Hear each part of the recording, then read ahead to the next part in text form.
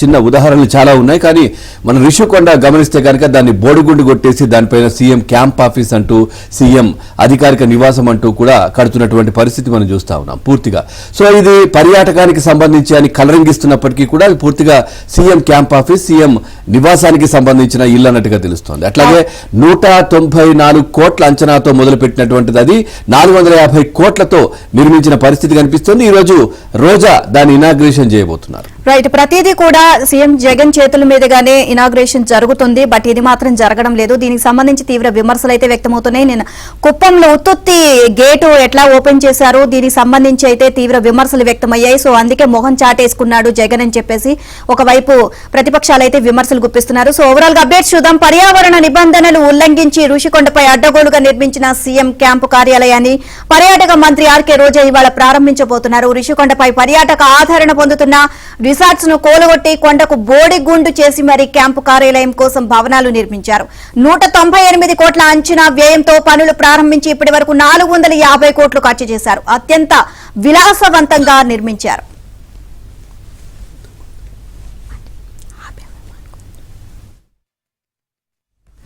రిషికొండపై కొత్తగా నిర్మిస్తున్న భవనాలు సీఎం క్యాంపు కార్యాలయం కోసమేనని రాష్ట్రంలో ప్రతి ఒక్కరికి తెలుసు. కానీ దీనికి పర్యాటక భవనాలు అని ముసుగు తొడిగారు. ముఖ్యమంత్రి జగన్ విశాఖ నుంచే పాలన సాగించబోతున్నారని ఆర్భాటం చేశారు. ఉగాదికి వస్తున్నాం, దసరాకు వచ్చేస్తాం, డిసెంబర్ నుంచి మీ బిడ్డ కాపురం ఇక్కడే, సంక్రాంతి తర్వాత విశాఖలోనే అంటూ ప్రకటనలు గుప్పిస్తూ వచ్చారు. హైకోర్టు నుంచి సుప్రీంకోర్టు వరకు కేసులు ఉండడంతో కాలు పెట్టలేకపోయారు. ఇంకా ఆ కేసులు తేలలేదు. వాటి కోసం చూసుకుంటే పుణ్యకాలం గడిచిపోతుందని ఇప్పుడు ప్రారంభోత్సవం అంటూ కొత్త డ్రామాకు తెరతీశారు.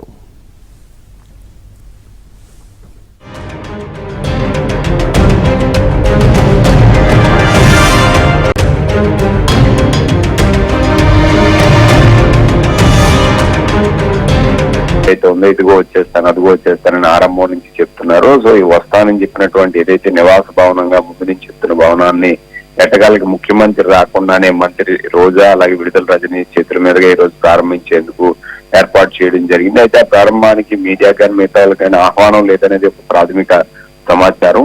అయితే ఇందులో ఇప్పుడు ఈ భవనంలో నిర్మాణం అంతా కూడా పూర్తిగా ముఖ్యమంత్రి నివాసానికి అనుగుణంగానే చేసినటువంటి పరిస్థితి. అసలు ఆ నిర్మాణంలో ఏం జరిగాయి, ఏమున్నాయి, ఏంటి అనే విషయాలు ఇప్పటికీ మీడియా కాదు కదా, చుట్టుపక్కల ఉన్న ఆ డిపార్ట్మెంట్ లో పనిచేసే వాళ్ళకి పూర్తిగా తెలియనటువంటి పరిస్థితి. అయితే ఈ రోజు మంత్రి రోజా చేతుల మీదుగా ప్రారంభించడానికి సంబంధించినటువంటి ఏర్పాట్లు అయితే చేస్తున్నటువంటి పరిస్థితి అయితే కనిపిస్తుంది. మరోవైపు ముఖ్యమంత్రి విశాఖపట్నం వస్తే ఇందులోనే ఉంటారని ఆరంభం నుంచి వైసీపీ నేతలు వీళ్ళంతా చెప్తున్నటువంటి పరిస్థితి. మరోవైపు నేరుగా రావడానికి కుదరదు కాబట్టి ఉత్తరాంధ్ర డెవలప్మెంట్ పేరుతో ప్రత్యేకంగా కమిటీ వేసి ఈ భవనమే ఆయనకి సూటబుల్ అని కూడా చెప్పినటువంటి పరిస్థితి.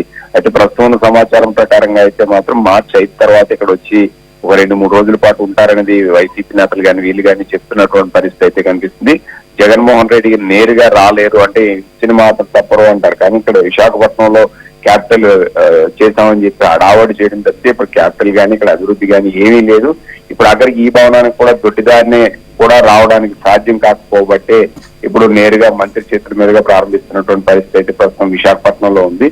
సో ఖచ్చితంగా ఈ భవనం ఇప్పుడు విశాఖపట్నం ప్రారంభించిన తర్వాత ఏపీటీడీసీ ఆధ్వర్యంలో నిజంగా రెంట్లకు ఇచ్చి అక్కడ ఉన్నటువంటి పర్యాటకులను వదులుతారా, లేకపోతే ప్రారంభించి వదిలేసి ముఖ్యమంత్రి కార్యాలయంగా ఏదైతే నివాసంగా మార్చడానికి ఏర్పాటు చేశారో అలా ఉంచేస్తారనే విషయం తెలియాల్సినటువంటి పరిస్థితి అయితే ఉంది. ప్రారంభం మాత్రం చేస్తున్నారు. సో పర్యాటకులకి వసతి గృహాల కింద ఇది ఇస్తారా లేదా అనే విషయం అయితే తర్వాత తెలిసేటువంటి అవకాశం అయితే కనిపిస్తుంది.